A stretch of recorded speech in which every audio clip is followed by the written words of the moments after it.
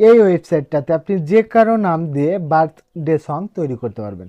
এটার জন্য আপনি গুগলে চলে আসবেন, দেন এখানে ওয়ান হ্যাপি বার্থডে লিখে সার্চ করে দিবেন। দেন প্রথমেই যে ওয়েবসাইটটা দেখতে পাচ্ছেন এখানে ট্যাপ করে দিবেন। তারপরে উপরে দেখেন সার্চ বার একটা অপশন রয়েছে, এখান থেকে আপনার নামটা আপনি লিখে দিবেন। দেওয়ার পরে এখান থেকে সার্চ করে দিবেন।